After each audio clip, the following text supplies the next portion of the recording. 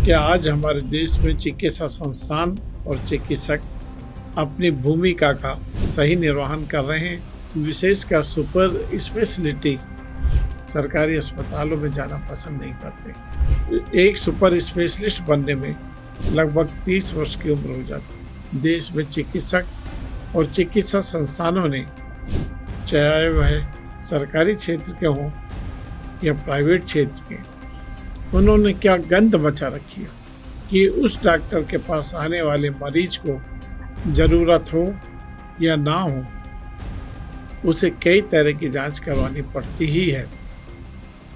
क्योंकि अगर इलाज उसी डॉक्टर से करवाना है तो उसकी बात माननी ही पड़ेगी कि कंपनियां डॉक्टर को एक बड़ा अमाउंट दवा लिखने का देती है और डॉक्टर को टारगेट भी देती है। देश को आज़ाद हुए 80 वर्ष हो गए, लेकिन चिकित्सा क्षेत्र की ये समस्या बढ़ती ही जा रही है।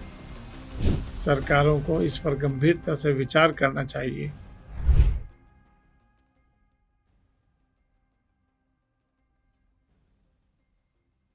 बात आमजन की YouTube चैनल के इस एपिसोड में आप सभी को रमेश अग्रवाल का नमस्कार।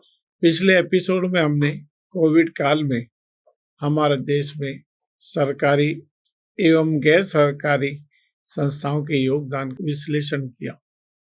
विशेष रूप से उस समय बड़े बड़े निजी चिकित्सा संस्थानों ने जो भूमिका निभाई उस पर भी चर्चा की थी।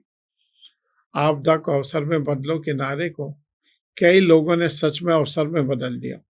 मित्रों, जब चिकित्सा और चिकित्सा संस्थानों की बात चल ही रही है तो आज इस विषय पर गहराई से विश्लेषण कर लेते हैं कि आज हमारे देश में चिकित्सा संस्थान और चिकित्सक अपनी भूमिका का सही निर्वहन कर रहे हैं। मेरे विचार से तो बिल्कुल नहीं। आज कोई चिकित्सक MBBS, PG और फिर सुपर स्पेशलिटी करने के बाद क्या सीधे जनता की सेवा में लग जाता है? जी नहीं, कतई नहीं। उसका मुख्य उद्देश्य होता है कि वह जल्दी से जल्दी अपना अस्पताल या चिकित्सा संस्थान खड़ा करे और अधिक से अधिक पैसा कमाए, चाहे साधन जायज हो या नाजायज, कैसे भी हो। बहुत से उच्च शिक्षित चिकित्सक, विशेषकर सुपर स्पेशलिटी सरकारी अस्पतालों में जाना पसंद नहीं करते। उनका मानना होता है कि वहां न तो उचित वातावरण है, न ही पर्याप्त आय, इसलिए वे बड़े निजी संस्थानों की ओर रुख करते हैं, जहां उन्हें बेहतर सुविधाएं और अधिक आय दोनों मिलते हैं। और जब कोई डॉक्टर किसी विशेष बीमारी के इलाज में दक्षता हासिल कर लेता है तो उसके पास धन अपने आप आने लगता है। अब इस व्यवस्था के दूसरे पहलू पर भी ध्यान देना जरूरी है। एक सुपर स्पेशलिस्ट बनने में लगभग 30 वर्ष की उम्र हो जाती है, जो जीवन का बड़ा हिस्सा है। उसके बाद उसके पास कमाने के लिए समय सीमित बचता है। इसी कारण वह जल्दी से जल्दी अधिक कमाने की सोच में लग जाता है। दूसरी बात जो हम सोचते हैं, एक चिकित्सक या अन्य क्षेत्र के IITians, प्रोफेसर इत्यादि जो एजुकेशन में काम करते हैं, उनको इस चिकित्सा क्षेत्र में काम करने वालों को आखिर कितना पैसा चाहिए, जबकि सब ये जानते हैं कि आखिर समय पैसा, ये सब सुख सुविधाएं यही छूट जाने। फिर भी यदि एक चिकित्सक एक बार ये पैसे इकट्ठा करने की लत में पड़ जाए तो वह कभी कम नहीं होती, बढ़ती ही जाती है।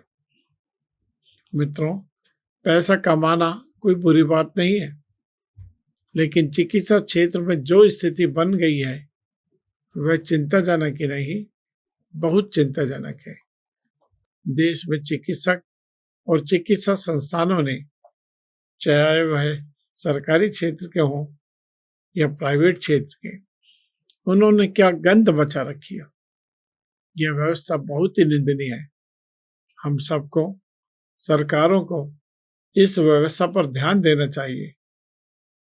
आज कोई चिकित्सक, चाहे सरकारी हो, जब वह घर पर मरीज देखना शुरू करता है, अपनी क्लिनिक बनाता है, उसकी प्रैक्टिस चले या नहीं चले, सबसे पहले वो क्लिनिक के साथ दवा की दुकान diagnostic centre, X ray, CT scan और एमआरआई जैसी सुविधाएं भी जोड़ लेते हैं ताकि मरीज बाहर न जाए।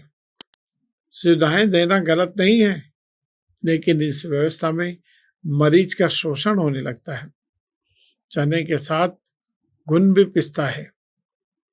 अर्थात कहने का मतलब यह है कि उस डॉक्टर के पास आने वाले मरीज को जरूरत हो या ना हो, उसे कई तरह की जांच करवानी पड़ती ही है, क्योंकि अगर इलाज उसी डॉक्टर से करवाना है तो उसकी बात माननी ही पड़ेगी, वरना दूसरा डॉक्टर तलाशो। और हम सब जानते हैं बीमार व्यक्ति को जगह जगह लेकर नहीं घूमा जा सकता। वैसे भी बीमार व्यक्ति को लेके जहां जाओगे वहां भी कटेगा। एक सांपनाथ, दूसरा नागनाथ, डसेंगे तो दोनों ही। तय आपको करना है, सांप नाथ से डसवाना है या नागनाथ से। जांच के बाद दवाइयों का खेल शुरू होता है। डॉक्टर द्वारा लिखी गई दवाइयां अक्सर उसी की दुकान पर मिलती है। अधिकांश दवाइयां उन दुकानों पर भी जेनेरिक ही होती है जिनकी लागत बहुत कम होती है, लेकिन मरीज को कई गुना अधिक कीमत पर दी जाती है। किसी भी दवाई के पत्ते पर 200-300 रुपये उसकी कीमत लिखी होती है। वास्तव में ये दवा डॉक्टर को ज्यादा से ज्यादा 30 से 40 रुपये पत्ते में पड़ती है। इसके अतिरिक्त भी जिन डॉक्टरों की प्रैक्टिस बहुत अच्छी है, वह इन दवाइयों के पत्ते पर अपनी मन मर्जी से कीमत लिखवा लेते हैं। सरकार का इस प्रक्रिया पर कोई नियंत्रण नहीं है। इसके अलावा कई डॉक्टर डायग्नोस्टिक लैब से 50 से 70% तक कमीशन लेते हैं। सो अलग, कुछ तो लैब से और मेडिकल स्टोरों से एडवांस पैसा भी लेते हैं, तब अपने यहाँ डायग्नोस्टिक सेंटर और दवाई की दुकान डालने देते हैं, जिससे वह डॉक्टर पूरी तरह से उस लैब वाले को और मेडिकल स्टोर वाले को अपने यहाँ बंधक सा बनाकर रखता है। और यही हाल मेडिकल रिप्रेजेंटेटिव के भी है। अपनी अपनी कंपनियों की दवाइयां लिखवाने के लिए डॉक्टरों को बहुत भारी प्रलोभन देना पड़ता है। कई बार उन्हें भारी धनराशि खर्च करनी पड़ती है, लेकिन उसका लाभ भी नहीं मिल पाता। कुछ बड़ी कंपनियां डॉक्टरों को देश विदेश की यात्राएं, मनोरंजन और अन्य सुविधाएं भी प्रदान करती है। इसका परिणाम यह होता है कि मरीज को अनावश्यक दवाइयां लिख दी जाती हैं, एंटीबायोटिक्स, विटामिन और कई अन्य दवाएं जिनकी उसे वास्तव में आवश्यकता भी नहीं होती। ऐसा नहीं है कि यही स्थिति केवल एलोपैथी में है, आयुर्वेद में भी अधिकांश जगह यही हाल है। मरीज को कई प्रकार के चूर्ण, चटनी और प्रयास लिख दिए जाते हैं, जो अत्यधिक महंगे होते हैं और कई बार अनावश्यक भी होते हैं।